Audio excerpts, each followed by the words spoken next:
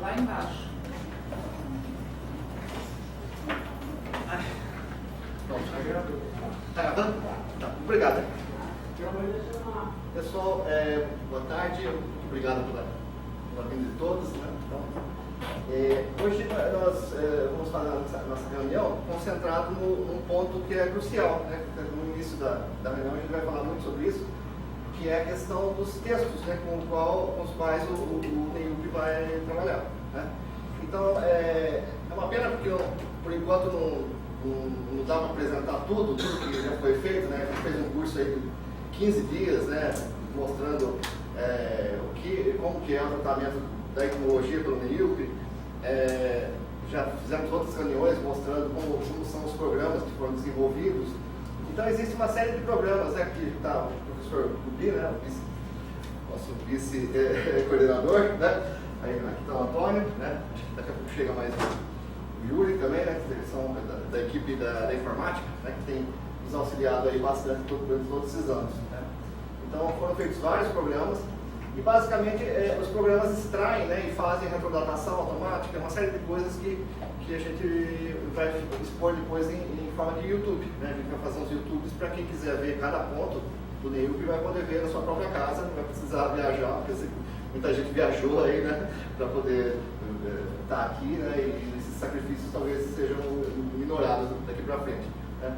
Mas basicamente é isso, nós temos vários programas, né, e esses programas eles funcionam, né, claro que são programas que funcionam a partir de determinados formatos. Né? Bom, houve várias reuniões, né, do NEIUP já, então uma coisa que a gente decidiu com a qualidade do texto. Né? Então eu lembro que houve uma reunião, estava o Silvio, o Simões e que mais estava o Thomas Fingal, né? Também disse que viria hoje. Né? Eles deram vários palpites para a gente, assim, como trabalhar com isso, né? Quais coisas que seriam importantes de marcar no texto. Né? Bom, na primeira reunião nós decidimos, lá na primeira reunião, no formato, né, como está lá no manual, né, na página do NEIUP você tem um manual, que está tudo isso tudo explicado, a gente decidiu por alguns pontos. Né? Um dos pontos era o seguinte, que a gente não trabalharia com edições críticas. Né? É uma coisa curiosa, né, porque a edição crítica é uma coisa muito valiosa para a filologia e tudo mais. Né? A gente trabalharia a gente ficou em dúvida em trabalhar com a edição diplomática ou a semidiplomática. E aí, por causa do rigor da diplomática, nós estamos pela mais rigorosa possível, que seria a diplomática. Né? Bom, o problema é que a diplomática tem alguns probleminhas, né, que, assim, que são interessantes para a filologia e são, às vezes, complicados justamente para a etimologia. Né? Uma delas é as abreviaturas, né? A questão das abreviaturas. Desenvolve ou não as abreviaturas? Né?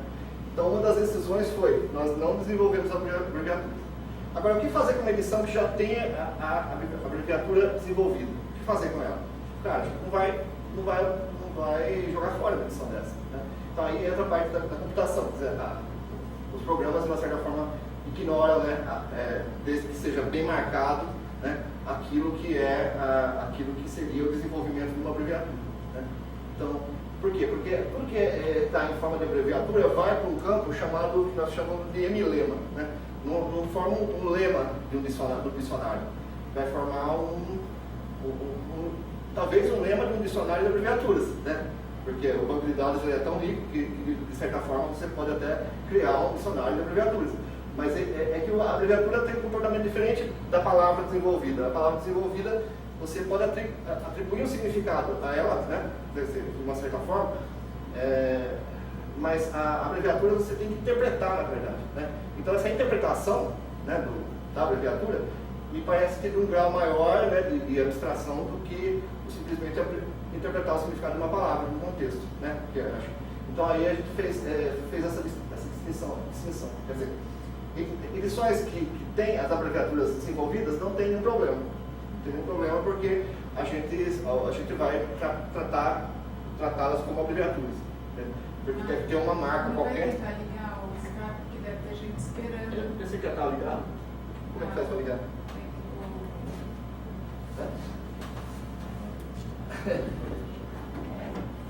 Quem está online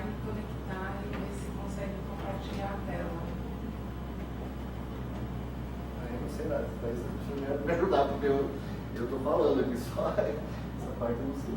Só eu, né? Pra testar. Não, entra em contatos, lista de contatos lá no. Aqui agora aqui eu não sei quais são as pessoas que Quem vão. tiver pertinho tá online. Não, mas sim, mas todos. Quem tá aí é que queria participar da reunião. Ah, ok. Todo mundo. Mas o que acontece que eu tenho que fazer? Eles têm que estar conectados. Tem. Já abriu a Aí conferência? a André não precisa que ela tá aqui. A É, já Jamile tá acho ali. que estava esperando. Tá no laranja, olha, por exemplo, É só clicar nela. Só clicar? Agora Ah, tem que fazer isso sempre, mas eu não posso ficar fazendo isso. Senão eu não falo, né? Eu tenho que fazer uma coisa cada vez, senão alguém tem que fazer isso pra mim, então. Vai ser assim sempre? O pessoal primeiro só no início, depois acrescenta as pessoas e aí fica direto. Mas cada pessoa tem que acrescentar assim. Bom. Tem como tirar o som dela? Ela tá com o som lá ligado. Ela tem que colocar um. É, Acho que era. Não, ela tem que pôr o.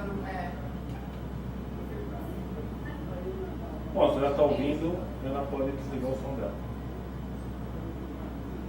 Assim como eu disse. É que eu tenho que ficar também com o PowerPoint. Não, mas vai abrir a tela por cima dela.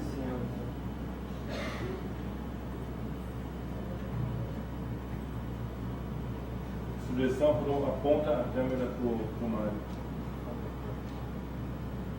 Mas acho que agora está compartilhando a tela.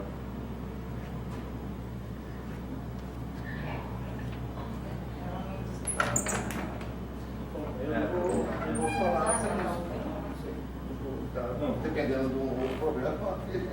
Pronto, tá indo, tá valendo. Então vamos lá. Então, eu não sei onde eu estou exatamente. Então, Então é isso aí. Nós então, com relação à semidiplomática que tem desenvolvimento de abreviaturas, não há tanto problema com relação aos emilemas, né? Ou seja, a gente tem como transformar para o formato adequado, né, do dicionário, né?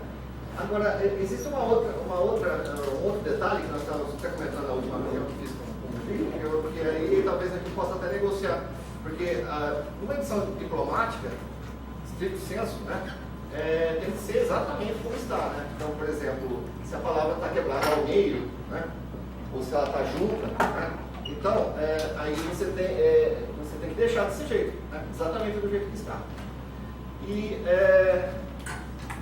isso é complicado para quem já tem, por exemplo, quer contribuir, né, como eu sei que existem várias pessoas que querem contribuir, mas trabalham com semidiplomático. E já fez esse trabalho, né? Aquilo que estava separado juntou, aquilo que estava juntado separou. Quer dizer, isso tudo a gente perde, né? Então isso pareceu bastante rígido, né? Uma coisa muito rígida, uma decisão muito rígida que a gente está... hoje a reunião é justamente pensar nisso, nos pontos principais, né? O que a gente faz, né? A solução que eu já adiantando, né? Uma solução que a gente pensou é tentar separar aquilo que é diplomático e aquilo que é semidiplomático que tem essa característica, né? E aí, por exemplo, na citação, vamos supor que quando eu vou falar da palavra, né, um contexto, né, que vai ser coletado, o programa todo faz isso, né? Ele diz que se essa edição é diplomática ou semidiplomática, né? Talvez seja uma solução, né? E apenas para não ficar, talvez, esse ponto muito rígido, talvez seja um ponto mais assim, diferença de opinião, né? Talvez a gente vai negociar isso, vai conversar isso agora, né? Então é isso, quer dizer, a pauta de hoje é basicamente essa daí, né? Então a gente tem o detalhamento técnico, né, dos responsáveis pela manutenção da página definidos na última reunião. Definição das tarefas da frente de filologia e tudo mais, né? Então eu passei por e-mail, a gente vai ver ponto por ponto, né? Então, o detalhamento técnico a gente tinha falado sobre isso aí, né? Que a Érica, ela fica na última reunião, né? Que ela fica ali com a parte do arquivos do meio. Então, eu quero apresentar, porque nem todo mundo se conhece, né? Então, a Érica é essa senhora aqui. A Érica é a responsável pelos arquivos do NEIUP, né? O Bruno, né? Bruno, se manifesta, ele é o Bruno, né? Bruno. E o José, né? O José não veio hoje. Ele seria responsável pela manutenção da página. Eu escrevi manutenção, mas não é manutenção, é atualização, né? Isso, aí o Antônio hoje tem uma novidade, né? Com relação a isso. Então, tem uma... Depois que o BIM está um pouco mais depressa, então a gente trabalha primeiro as noções e depois mais por fim a gente volta a falar disso. Só não podemos esquecer, né? Mas você me lembra, tá? O Aldo ficaria responsável pelo manual, aí o Aldo, eu estou devendo, o Aldo, esse senhor aqui, né? O Aldo eu estou devendo também, que mandou a última vez o manual para mim, eu preciso atualizar as ilustrações, eu espero que até essa semana eu te mande e depois agora é sua, tá? A Kelly, né? A Kelly tinha ficado de ver isso daí, o que como é isso? Pode dar um retorno? Kelly? Essa moça, tá? Senhorita. Então, eu fiz a pesquisa, olhei detalhadamente o edital e realmente precisa de um vínculo com os Estados Unidos. Porque eles falam que, eles não deixam claro que é só de lá, mas eles falam os acervos do país. Ah, tá. E todos os editais que eu olhei no site também, que a Mariana passou por e-mail, é tudo para os Estados Unidos. Eles estão falando tudo de base federal, inclusive se for um outro projeto de uma outra organização federal, eles não aceitam. Então eu acredito que tem que ter um vínculo. Eles Tem um vínculo com o Marco, né? A gente tem que ter um vínculo com o Marco. Eles estão com data limite para a entrega do projeto, né, de aplicação. Para o dia 19 de 6 de 2016, para projetos que se iniciam em maio de 2017. O financiamento, né? O financiamento iniciar em maio de 2017. E o interessante é que eles disponibilizam $350 mil por um período de 3 anos. Mas se o projeto estiver em andamento, você pode fazer de novo. Eles continuam financiando. Enquanto estiver, e tem realmente a parte, né, que nos compete, que é a preparação de recursos linguísticos como dicionários históricos, etimológicos, corpora e gramática de referência. Está verdade. Não, está gravado. Tá. Espero que seja gravado. Ok. Eu já aprendi essas E coisas. também pode ser um pedido de uma instituição única ou envolver várias colaborações. No caso, por exemplo, se a gente trabalha com a Unicamp e com outras universidades, pode ser também feito pedido. Só que o que me deixou assim mais a dúvida, e eu não mandei e-mail nenhum para eles, porque eu pensei no vínculo. A gente já manda o e-mail, né? Eles já sabem que vocês têm o vínculo. Eu pensei no Michael mandar um e-mail perguntando essa questão, se for possível para ele. É até março, Até maio de 2016. Nossa, ela... Para enviar. E no edital deles tem um modelo de projeto pronto, assim, muito fácil, muito simples de fazer. Não precisa ser nada absurdo. Ontem, só complementando isso, ontem eu e a Andréia estivemos lá na Andréia. Ela estivemos na FAPESP, né? Vendo como fica essa questão do financiamento, né? Porque justamente eu acho que é meio cedo ainda para pensar no projeto temático, né? Que o projeto temático eu acho que daria muito trabalho para gerir, né? E as pesquisas iam ficar muito heterogêneas e a gente tem um objetivo, que é o dicionário etimológico. Então, o objetivo principal ficaria diluído. Então, foi apresentado um modelo de projeto, mas chama um projeto especial. Regular, projeto regular. Me pareceu bem interessante, porque a gente está com um programa dramático agora, que é o programa da monitoria, né? Que os monitores eles vão receber só até o mês que vem, né? E aí depois eles vão ficar sem dinheiro. E aí pelo projeto regular, é possível ter uma bolsa, né? Para TT1, né? Formato TT1. E aí, isso é uma novidade, precisei conversar direito com vocês, mas, enfim, me pareceu que seria bem interessante esse projeto regular. A resposta é rápida, 75 dias, então quer dizer, só mandar o projeto mesmo, né? Anota, eu estou confiando. Você não está confiando? Não, meu não.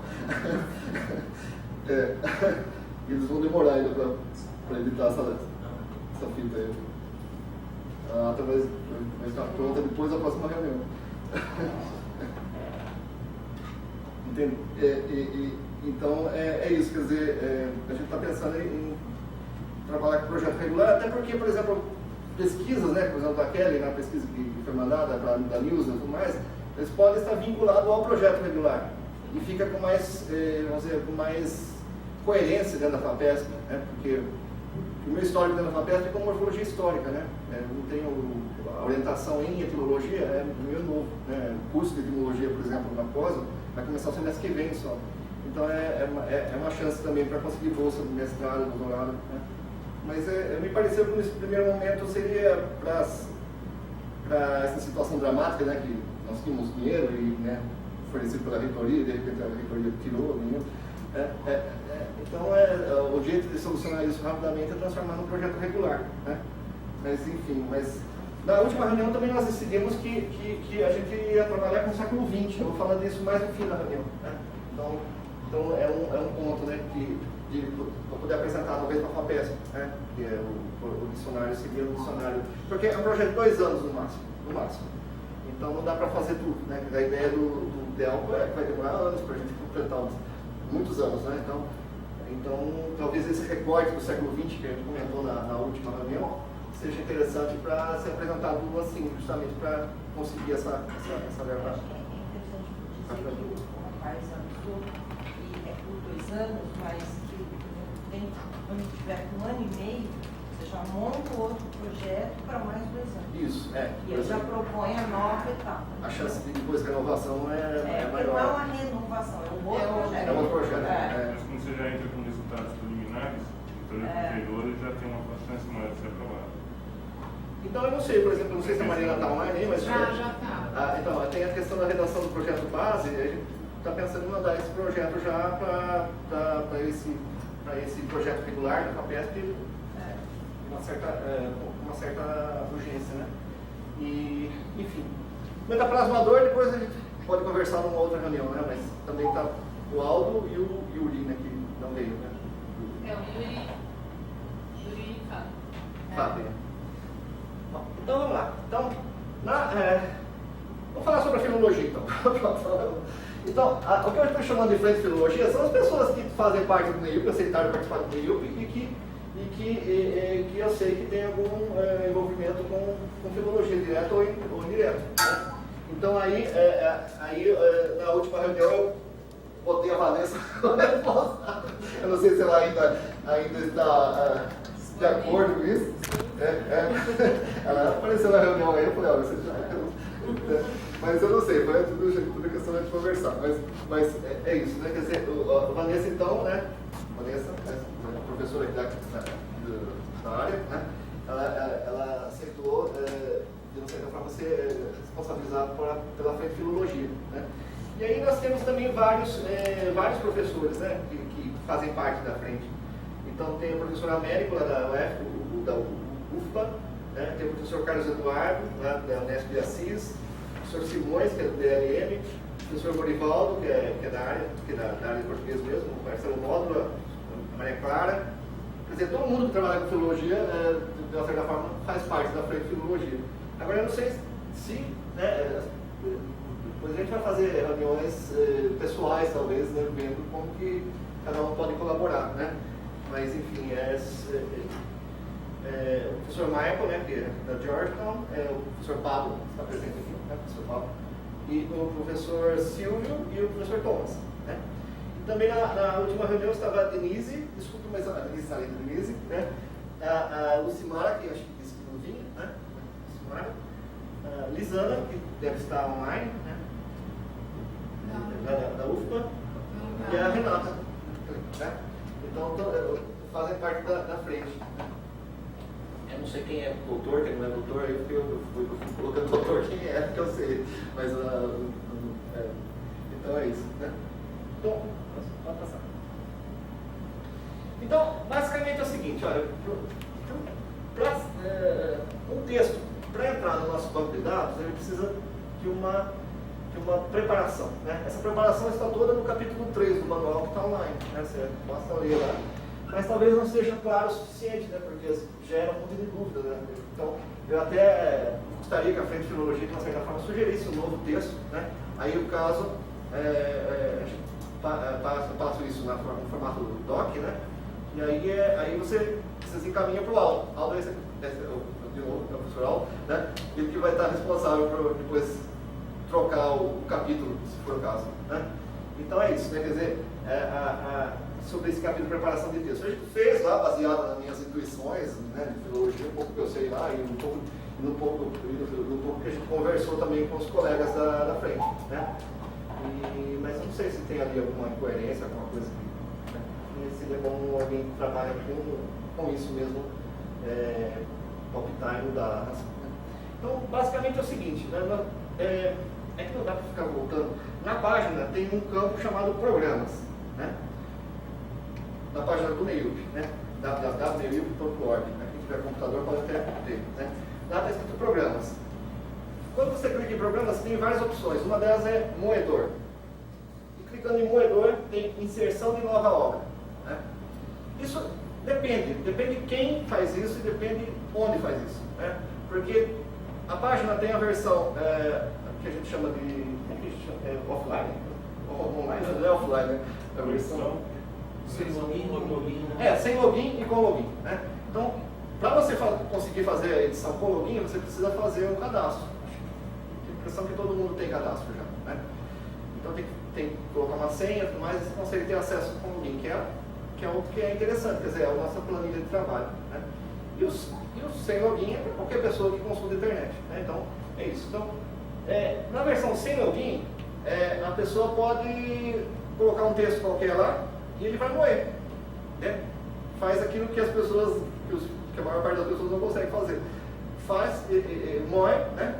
E vê, né? Vai aparecer lá palavras. As palavras em vermelho são aquelas palavras que existem no banco de dados, mas que naquele texto são mais antigas. E que parecem azul, quer dizer que não tem no banco de dados. A maior parte é azul porque o banco de dados ainda está começando, né? Eu espero me dedicar bastante esse ano para poder preencher o máximo de etimologias possíveis, o campo de etimologia, justamente para o banco ter um mínimo de azuis, né? Mas por enquanto a maioria das palavras aparecem em azul, né? Se põe um texto qualquer lá, pode fazer isso como teste, né? Quem nunca fez pode fazer isso. Vai na página www.neiup.org, vai em Programas, Moedor, Inserção de Nova Obra e coloca o texto lá, né? Esse texto precisa ter algumas características. O ideal é você colocar um texto em TXT, salvo, né, como UTF-8. Tá? Depois o livro né? Na hora que você salva o texto em TXT, né, tem a opção de. Normalmente aparece o quê? Aparece ANSI, né? A codificação depende. Posso falar um pouco mais do que tem isso? O problema nos textos no computador são caracteres. Os textos de computador foram projetados por um conjunto de caracteres latinos sem acentuação, que são praticamente usados nos Estados Unidos ou nos lugares em que isso apareceu. Na hora que surgiu a necessidade de colocar cedilha, caracteres acentuados, caracteres especiais, você teve-se que criar um código adicional. E esse código não era padronizado. Então existem vários padrões diferentes. ISO latim, vocês vão encontrar isso quem o usuário do Windows antigo vai encontrar code page, não sei o quê. Né? No Windows não, isso é do MS-DOS. Né? Então existiam várias codificações, tabelas diferentes para você dizer que caractere é aquele. Existe um padrão mais recente, que é o UTF, existem o UTF-8, 16, 32, não importa isso. O padrão UTF permite, né, uma codificação padrão universal para todos os caracteres conhecidos no planeta Terra. Então o UTF-8 permite você colocar qualquer tipo de caractere existente. Se você quiser colocar uma runa lá, você pode. Se você quiser colocar kanji, novo, antigo, qualquer versão. Então nós optamos para usar o UTF-8 por essas duas razões. É universal. 1. E 2. É abrangente. Então, para o moedor, todos os programas, o próprio banco trabalha com o UTF-8. Se precisarmos colocar um caractere de marcação especial, está no TF8, ele aceita. Como é que você salva no TF8? É uma opção de todos os editores de texto. Eu tenho esse texto que eu carreguei de alguma forma, agora eu quero que você salve pelo TF8. Ele vai lá, o próprio Word, qualquer outro editor que você tem, converte e salva o arquivo nesse formato. Para trabalhar, para inserir a obra no banco, ela tem que estar em TF8, por essas razões. Por exemplo, deixa eu só mostrar o que é.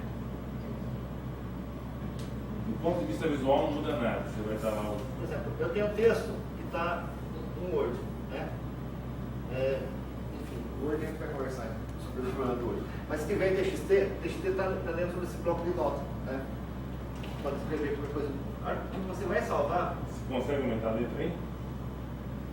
Não está aparecendo? Não, está aparecendo aqui pequeno. Eu consigo como aumentar a letra.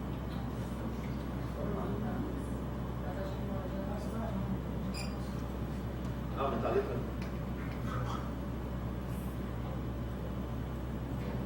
Não, você vai aumentar a letra do que você está escrevendo, Isso. não dos comandos. Não, os comandos não. Bom, tem um texto qualquer. Supongo que eu tenho um texto interessante. Esse aqui parece bem interessante. Aí, vamos salvar isso aqui, né? Opa, desculpa, salvar como. Aí tem essas opções aqui, tá vendo? Codificação, está escrito ANSI, né? Essa que salva normalmente. Você põe aqui, ó, TF8. Salva. É isso que tem que fazer. Então, aí não é no Word, é no No bloco de Bloco notas. de Bloco de notas. No Word, mas também tem. No Word deve ter também, vamos ver se tem.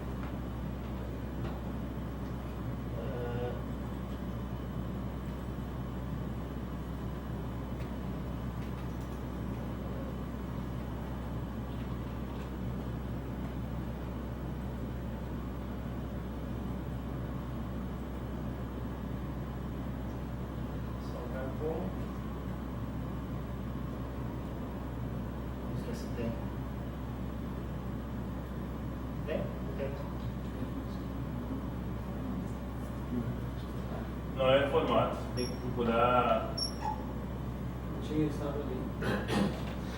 Primeiro tipo, né? Depois o. Desculpe. É primeiro tipo, onde você estava. Você quer salvar como? Que tipo de coisa? Está lá nas partes, pode ser. Sugestão, já pega TXT. Assim. Essa formatação vai perder a formatação, né? Então assim, um assim só. Esse aqui? Não, mas Não, é esse o texto não é. texto, é TXT. Você vai perder a formatação. Então, Você vai falar sobre o problema da formatação. a gente vai falar sobre isso. O que a gente vai fazer com textos que estão em Word, né? Que é uma outra história. Entendeu? Mas então o ideal é você vê que no formato no formato TXT é super fácil, né? Você tem como salvar o TF8, esse texto já é um texto apto a funcionar nos programas.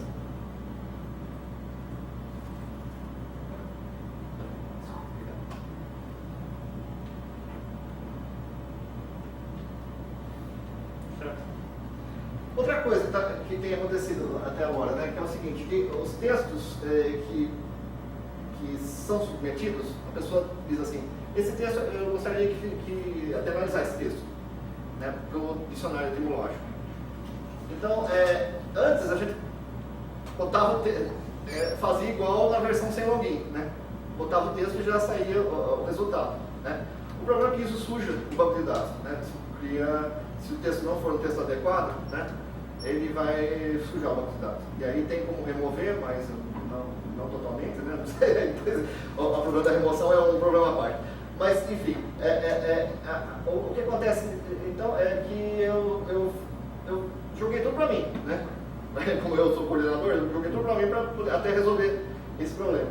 Mas, na verdade, é um problema que precisa ser resolvido por quem entende, né? Por quem trabalha com questões de filologia. Né? Tem uma série de coisas que se você simplesmente colocar o texto, você pode subaproveitar o texto. Né? Vamos supor, o texto é um texto longo, com divisões em capítulos. Né? O programa por si só não vai entender que aqui é um capítulo, 2 capítulos, você tem que indicar, né? De uma certa forma, aqui começa o capítulo, aqui é o segundo capítulo, aqui é o terceiro capítulo, coisas desse gênero. O programa não entende, por exemplo, se for um texto sem pontuação nenhuma, cria um problema também, né? Então, Só um pouquinho. Eu vou apresentar ponto por ponto. Aí, por exemplo, a gente inventou uma coisa chamada ponto fantasma. Né? A gente põe os pontos lá onde terminam as orações e esses pontos não afetam o resultado no final das coisas, certo? Então, tem uma série então, essas coisas todas eram feitas por mim. Só que assim, como eu disse, eu tenho coordenado, eu tenho feito mil coisas, né? Mil mesmo, 50 coisas.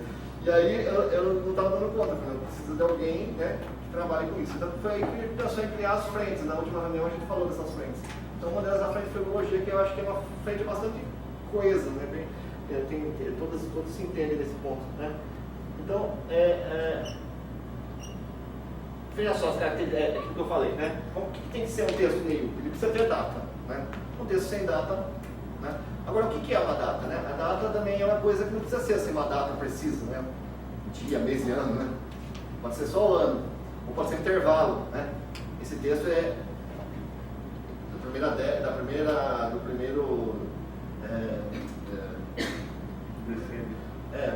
primeira metade do século XIII, dá para fazer tudo isso. Então, datas vagas também é possível de trabalhar com elas. Não vou entrar em detalhes nisso, porque senão fica muita coisa, né, para falar numa reunião. Mas precisa ter uma data, né? Não pode ser um texto da internet, por exemplo, né? Pega um texto da internet, copia, põe esse texto, né? Não tem nenhum problema de ser um texto recente. Não tem nenhum problema ser um texto de qualquer tipo. Qualquer tipo de texto pode ser analisado para a etimologia. Né? Não precisa ser um texto tratado filologicamente. Né? Qualquer texto, uma revista, enfim, a margem de possibilidades de textos é muito grande. Mas ele tem que ter data. Ele tem que ter uma data provável. Né? Uma outra coisa que a gente comentou, a obra precisava ser acessível de alguma forma. Porque o que eu estou chamando de acessível? Um texto que está, vamos supor, engavetado, né? É complicado, porque você vai. A pessoa que tiver dúvida com relação àquela etimologia, ela não tem acesso àquele texto. Então, se o texto, por exemplo, está na biblioteca, por exemplo, de Lisboa, está lá, você tem uma indicação do URL de onde está esse texto. Ela tem que estar em algum lugar, tem que seja num arquivo, onde a pessoa possa ir lá e conferir o texto, entende? Então, eu escrevi isso aí, a hora que ser acessível, publicada em um artigo, numa tese, ser texto impresso com SPN ou com ISSN, estar na internet, né? Ser localizável, né? E como o meio que não tem um acervo próprio, né? A gente não tem os nossos textos. Então, quer dizer, vamos supor que alguém fale assim, eu quero trabalhar editando os textos, a gente não tem isso, né? Então a gente tem que contar com o que as pessoas têm disponível, mas também que seja de uma certa forma acessível, ou já publicado, ou de uma certa forma possível de ser consultado. Tem que seja nas obras raras, da biblioteca ali, Mindlin, não sei, tá lá, a pessoa pode ir lá consultar o texto. Acervos públicos também. Então é isso que só não pode ser uma obra inacessível. Né? Uma obra que não Importante que a origem possa ser verificada caso alguém questione. Porque a gente tem visto coisas assim, quer dizer, tem uma data, eu apresentei até no meu curso de etimologia isso aí, né? Tem uma data que recua muito, lá no século XIII, a palavra, na verdade, fazendo pesquisa, que só encontra no partir do século XIX. O problema tem, não é possível que a palavra esteja lá no século XIII. E aí, então, precisaria ver, né, o texto de alguma forma. E outra coisa que a gente diz, né, diferenças de versão do mesmo texto, gráficas, lexicais, sintáticas, são obras distintas do ponto de vista da etimologia. São obras distintas, então a gente chama de obra. Né? Simplesmente, um poema é uma obra. Várias versões do mesmo poema ao longo da vida do autor são obras diferentes. Porque para a etimologia que interessa a palavra. E se o autor mudou o texto ao longo da vida, mudou a palavra, de repente pode acontecer, porque o nosso maior interesse é na ocorrência mais antiga da palavra. Então pode acontecer com uma dessas versões, mas cada versão vai ser um texto diferente. Né? E o texto tem que estar no TF8, como eu tinha dito. Né?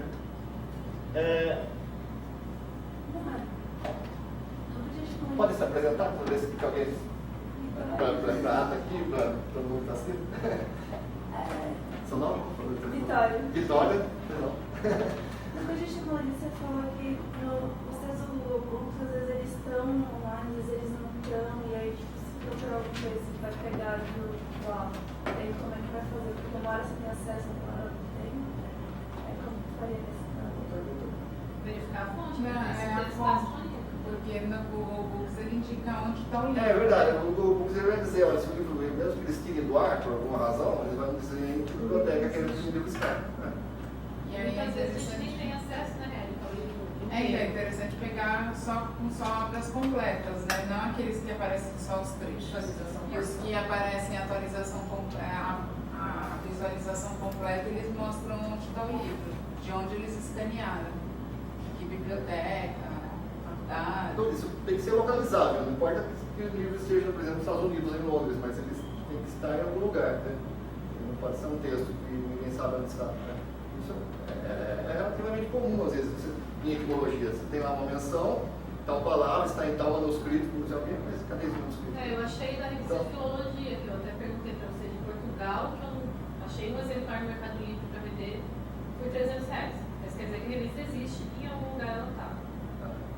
Mas não pode citar o Mercado Livre. Não, Se quiser sei. ter acesso, compre o Mercado Livre. Mas já direcionou onde você acha o exemplar. Isso já fica no limite entre acessível e inacessível. Né? Mas eles já dão o direcionamento, provavelmente deve ter alguma biblioteca de Portugal, enfim. Né?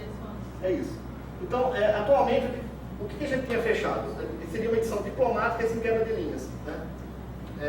Ou seja, o que é isso daí? É uma edição diplomática que toda vez que tiver aquele hífen que quebra a linha, a gente emendaria a palavra. Tirando isso, é edição diplomática. Né? Diplomática pura e simples. Tá? Era isso. Mas é isso que a gente queria conversar hoje e negociar. Né? Edições sempre diplomáticas costumam solucionar abreviaturas, emendar, separar palavras com finalidades de publicação. Isso é importante para a filologia. É desejável para a etimologia? Essa é uma questão a ser discutida. Edições críticas não serão usadas. Né? Já foi decidido isso, porque a edição crítica, na verdade, é uma reconstrução. Né?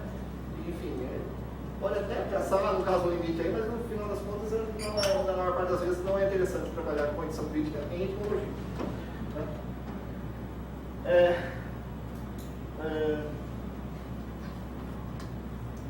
Enfim, vai ter essas nossas razões, né?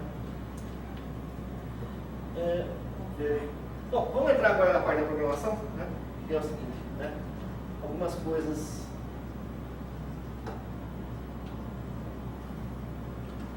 Né? Por exemplo, né? Uma coisa que a gente decidiu foi o seguinte, né? Por exemplo, acho que foi o Simões levantou esse problema. Às vezes aparecem coisas desse tipo aí, setembro, né? Aí fica 7 bro. O que acontece? O que pode ficar melhor? Os programas ignoram os números. Né? O número, na verdade, é quase que um ideograma, assim, né? Você tem um 7. Você fala 7 em português, fala 7 em inglês, né? Cada língua vai falar do jeito. Então, número não dá nenhuma informação etimológica. Número, logaritmo, né? Se eu falar um pouquinho como é que funciona o moedor, muitas dessas coisas, a razão dessas coisas fica mais clara. Então, uma decisão nossa foi fazer o seguinte: toda vez que tiver uma coisa do tipo esse 7 bro, a gente tem que colocar entre chaves, né? É chave, acho. Chaves, né? A chave, não é chave, chave ou literal. Agora, por quê? Tá. Bom, por que essas coisas, na verdade, muitas dessas coisas apareceram enquanto nós estávamos desenvolvendo o moedor. Só para então relembrar, para quem explicar para quem não viu e relembrar para quem já viu, como é que funciona o moedor? É um processo automático mecânico. Ele vai pegar o texto, identificar o que é palavra, recortar as palavras do restante e fornecer, jogar isso no banco e fornecer informações para que sejam tratadas. O moedor em si não consegue tratar nada, ele não tem inteligência. Ele desflexiona, para isso. Ele pode desflexionar. Tarefas mecânicas ele consegue fazer, interpretação não. Mas até para quem está fazendo, mas é arriscado, ele vai errar muito. Precisa ser um especialista para isso. O objetivo do moedor é simplesmente ser uma ferramenta de auxílio. Então, como nós podemos automatizar ao máximo o tratamento para facilitar o trabalho do resto?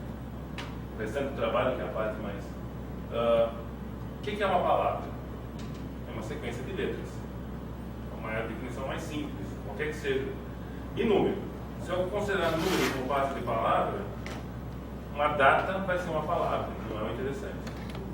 Quando aparece alguma coisa com 7 bro, e você vai vai falar para o moedor sem falar nada, ó, trata esse texto, ele vai jogar o 7 fora e vai falar que a palavra é pronta.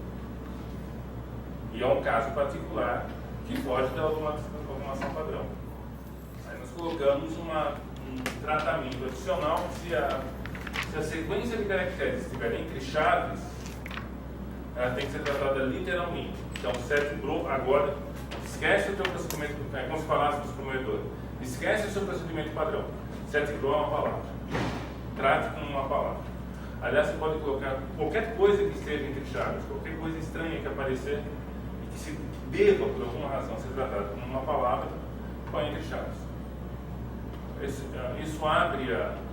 ilustra uma série de outras anotações que nós sugerimos no texto, que podem ser adaptadas, isso é uma outra coisa que a gente pode conversar depois, para permitir a flexibilidade do tratamento.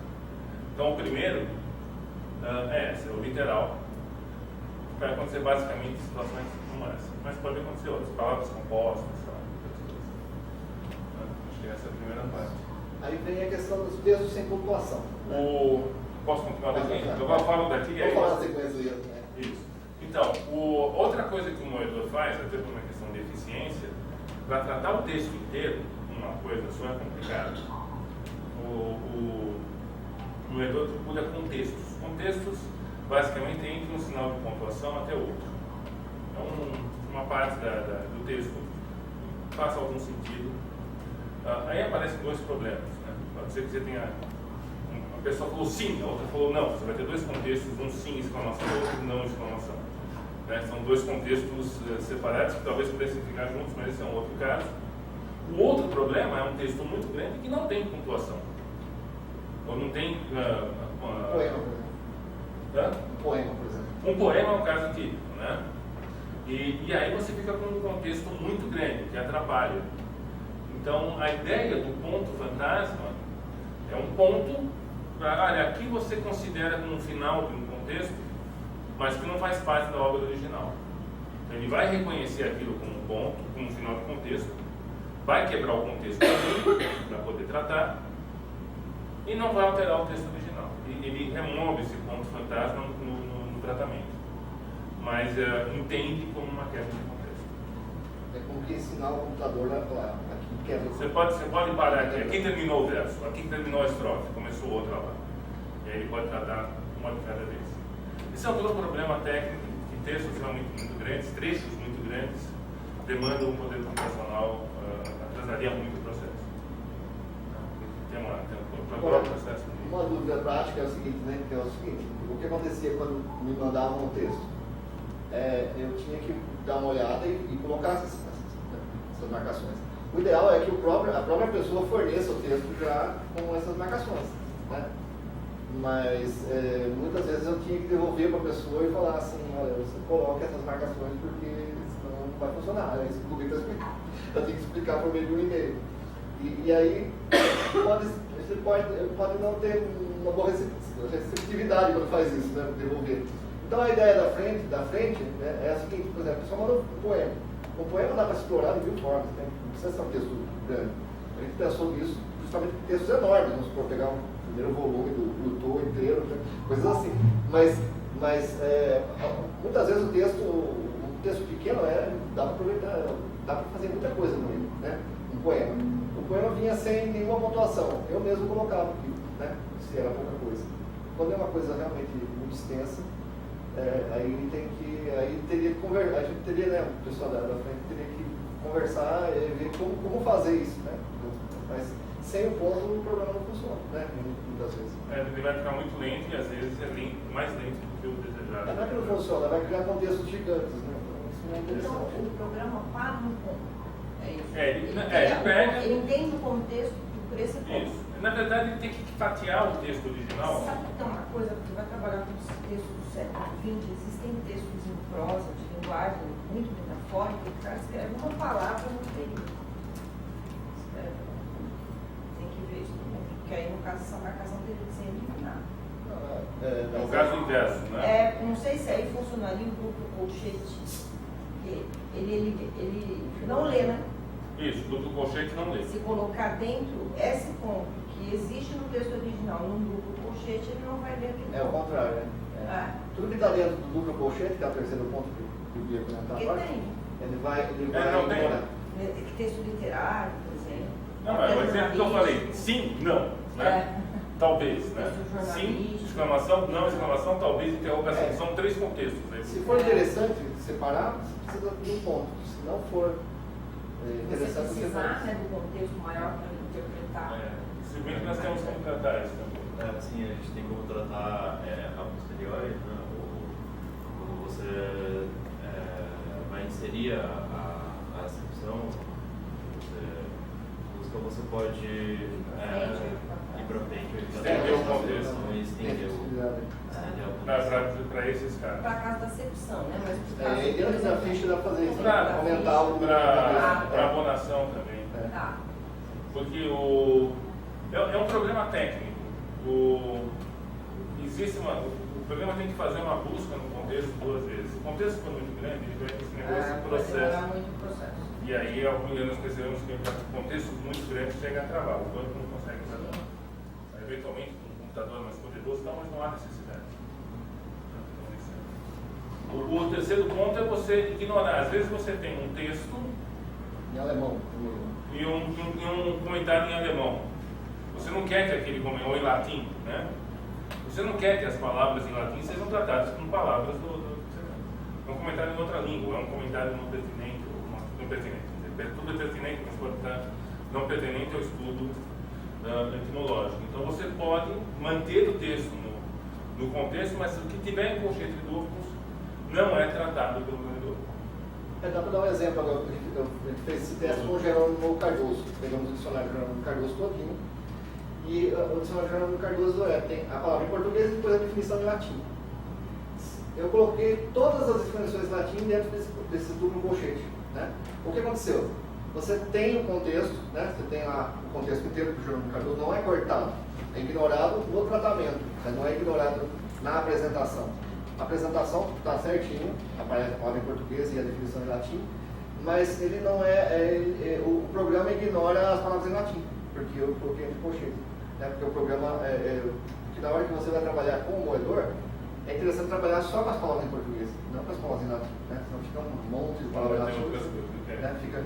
Então, é um caso típico. Né? Por exemplo, de repente tem um texto em português e tem uma citação em latim muito extensa.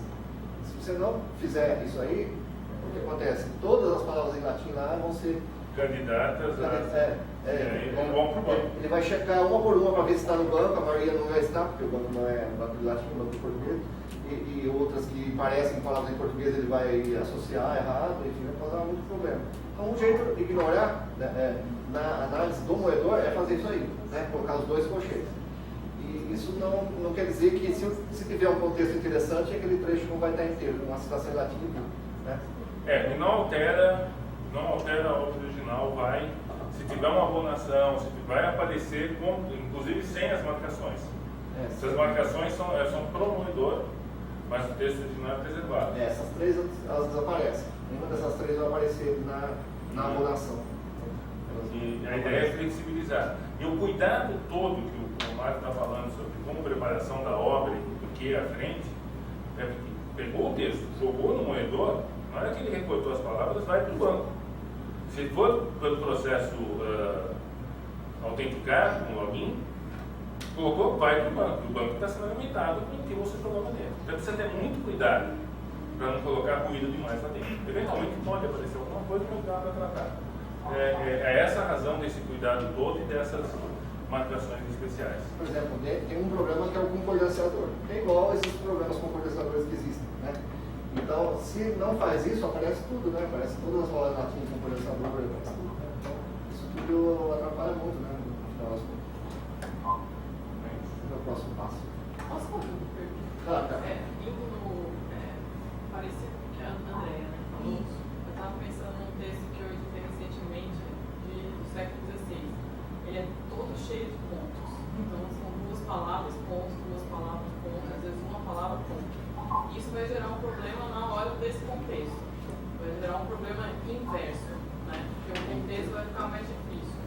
Então, se eu colocar, por exemplo, os colchetes duplos nesses pontos, eu estou eliminando um problema de interpretação porque ele vai ter um contexto mais amplo. Exatamente. Daí, na hora de apresentar esse dado, ele vai aparecer com os pontos exatamente onde está. Então, é isso. Isso, perfeitamente. Eu vou Quer resolver dizer, dessa o maneira. seu texto que cheio de pontos vai continuar aparecendo como cheio de pontos, mas não vai causar problema para o... Eu vou ajudar o programa a interpretar. Isso. A sua missão é a interpretação do programa. Exato, é. Isso mesmo. Quer dizer, preserva todos os seus pontos, mas ao mesmo tempo não atrapalha a moagem. Né? Esses pontos como marca de espaçamento. Era uma marca de Nesse espaçamento? caso desse texto, não. Ele era uma apresentação. Então, Dona Maria, Rainha de Portugal, da África, ponto. Da Guiné, ponto. Da Etiópia, ponto. Sim. E aí vai fazendo todas as apresentações usando ponto. É para marcar, talvez, algum tipo de entonação que a Eu pessoa acho que é para percebeu. leitura. Né? Porque é um documento para ser lido em voz alta. Por exemplo, nos textos do Fernando Oliveira, às vezes tem os pontos assim perdidos, né? E aí você vê que, não sei, talvez fosse aquilo equivalente à vírgula nossa, usar um ponto, né? Então por isso que eu estou perguntando, na verdade, porque na hora que a gente faz essa decisão de colocar entre os colchetes, a gente está fazendo uma intervenção editorial, né? Porque alguns você pode resolver manter e outros não. Não, mas na verdade não atrapalha no seguinte sentido, porque é só para reconhecimento das palavras. Não. Só o contexto vai ficar muito pequenininho, sem verbo, sem nada. Porque ele lê isso aí, entre dois pontos.